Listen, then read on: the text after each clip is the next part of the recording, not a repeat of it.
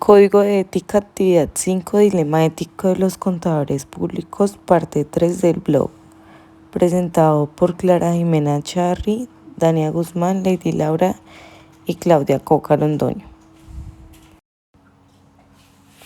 El caso que se va a analizar en el presente documento surge a raíz del desfalco más grande al sector de la salud en Colombia, perpetrado por la EPS Salud Cop, empresa que en un momento dado ingresó a los 10 más importantes del país, debido a las ganancias y al manejo de los recursos según varias entidades financieras. Tan importantes en su momento fue la compañía en los años 2003 y 2004, que llegó a tener cobertura en varias partes del país. No obstante, se empezó a presentar inconvenientes con la prestación del servicio, especialmente en partes apartadas de la capital del país, lo que prendió las alarmas sobre lo que estaba pasando con la compañía. La ética del contador público. Identificar los delitos financieros en el caso Salud Cop bajo el enfoque de la auditoría. Ese como objetivo general, objetivos específicos. Definir los delitos financieros bajo el enfoque de la auditoría, describir el caso de Salud Cop desde su historia y una descripción detallada, contrastar las características del caso de Salud Cop con los delitos financieros bajo el enfoque de la auditoría forense. Dilemas éticos del contador público. La fe pública hace presumir que un acto público está conforme a la ley y a las buenas costumbres. Por ello se han definido un código de ética para otorgar al contador público un perfil de señor. Señor es aquel de alta calidad humana, es el hombre que da su palabra y la sostiene. Un contador público debe ceñirse a los siguientes principios éticos. Primero, la integridad. Integridad significa que somos rectos, justos y honestos en todos nuestros actos. La integridad nos permitirá cumplir todos los principios éticos que expondremos a continuación. Objetividad es basarse en la razón y la lógica para tomar decisiones, no en el corazón ni mucho menos en los sentimientos. Objetividad es que somos sinceros con nosotros mismos y con los demás. Objetividad es ser equitativo. Independencia es ser evidente, claro y veraz con los demás, dándoles a entender a aquellos que no existen lazos familiares ni amistosos, ni mucho menos intereses particulares que hagan inclinar las opiniones a favor o en contra. La independencia es la esencia de la auditoría, es lo que nos prohíbe actuar como juez y parte. Responsabilidad es cumplir los compromisos adquiridos en una forma satisfactoria para todos. Decimos que faltamos a este principio cuando dejamos a medias nuestros compromisos. Confidencialidad. Hay que tener reserva profesional para ejercer la contaduría pública. Hay que tener confidencialidad tanto con el usuario como con el personal que tengamos a cargo.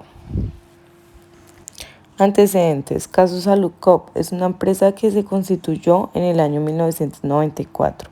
Como entidad promotora de salud, fue un organismo corporativo que empezó a funcionar bajo la dirección de Carlos Palacino Antanía. La afiliación de usuarios se inició formalmente haciendo presencia en municipios apartados y zonas rurales. Se dio una amplia labor de cobertura en todo el país, incluyendo ciudades pequeñas y municipios. En el año 2003, Salud Cop ocupaba el puesto número 18 entre las 100 compañías más grandes del país y tuvo un ascenso vertiginoso en el año 2004, con ventas de 1.296.000.000.000 al ranking de las 10 empresas más grandes en Colombia, con ventas que superaron los 2.004.000.000.000, ubicándose en el 10º puesto y con una variación del 56,8%. Esto da cuenta de una gran rentabilidad que había obtenido la empresa entre el prestigio y el respaldo de muchos organismos financieros. La expansión de la EPS llevó al grupo a prestar sus servicios en muchos departamentos. La entidad se consideraba sin ánimo de lucro, ya que según la compañía, sus excedentes se reinvertían en la misma empresa y en todos los proyectos que se tenían, pero empezó a presentar inconvenientes por los retrasos de los pagos a Fosiga, además de una serie de irregularidades, por lo que el gobierno decretó la intervención de la EPS para intentar ayudarlas sin afectar a los afiliados. A partir de los inconvenientes que se tuvo con la prestación del servicio, la Superintendencia de Salud decretó la intervención forzosa administrativa, la EPS, por medio de la resolución 00801 de mayo del 2011 para intentar salvar la entidad sin afectar el servicio de los afiliados, en la que se estableció que había graves inconsistencias en la información que se suministraba y que no permitía conocer adecuadamente la realidad. Caso Saludcop. Después de un largo proceso, la Superintendencia Nacional de Salud, mediante la resolución 002414 del 24 de noviembre de 2015, ordena la toma y posesión inmediata de los bienes, haberes y negocios, así como la intervención forzosa administrativa para liquidar Saludcop, entidad promotora de salud, organismo cooperativo, con NIT 800-250-119-1. En el documento se establece que la firma contralora Baker Raleigh Colombia presentó un informe en el que se estableció que la entidad prestadora de servicio de salud tenía un patrimonio negativo superior a los 2.8 billones de pesos, por lo que seguir con su funcionamiento era inviable, por lo que la firma contralor afirmó que la situación financiera de la entidad era crítica. Personas implicadas. De acuerdo con el derecho penal, se representan fallas e irregularidades llamadas fraudes, abuso de confianza, hurto, estafa, fraude mediante cheque. Para esta clase de actuaciones delictivas del Código Penal de todos los países los agrupa bajo el epígrafe de los delitos contra el patrimonio económico. En Colombia, estos delitos se encuentran contemplados en el título en los artículos 239 al 269 del Código Penal. Hace 10 años, Saludcop era la más grande del país, fue intervenida por problemas de corrupción. El mayor referente de esta historia de corrupción es Carlos Gustavo Palacino, el expresidente de la liquidada EPS, quien pasó de ser un corredor de seguros al hombre que armó un imperio de lujos y derroche en el sector de la salud. Palacino fue capturado en 2018, pero aún un año después recuperó la libertad por vencimiento de términos.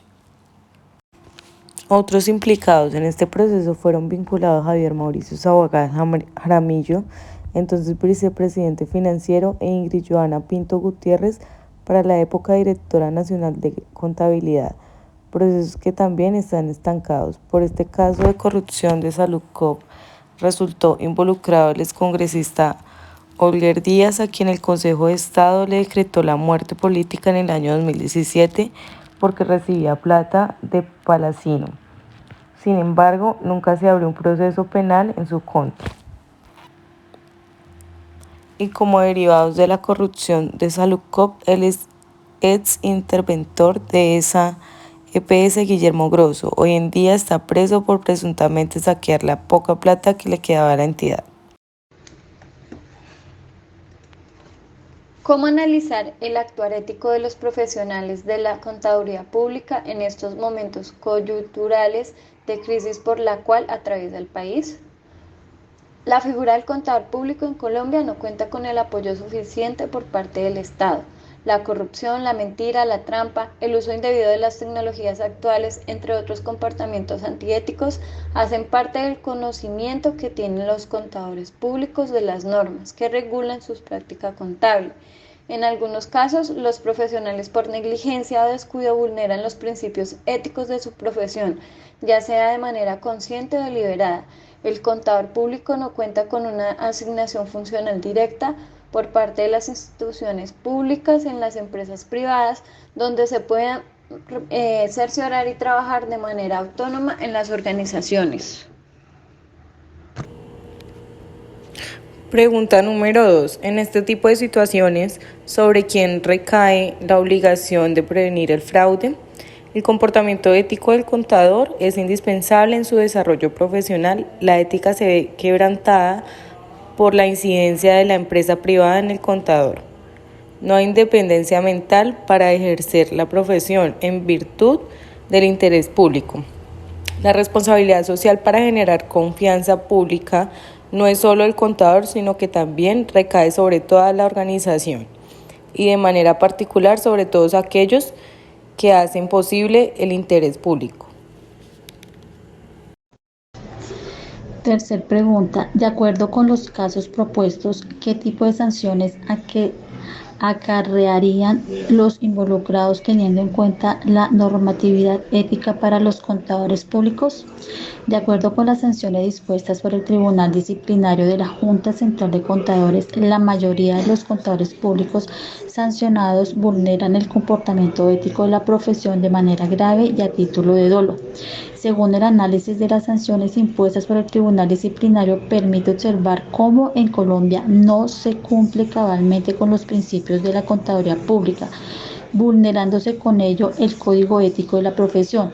En efecto, para los casos propuestos se puede constatar que aplican todas las sanciones dispuestas en el código de ética, siendo la suspensión la sanción que más veces se impone, seguida de la amonestación, la multa y la cancelación del registro profesional.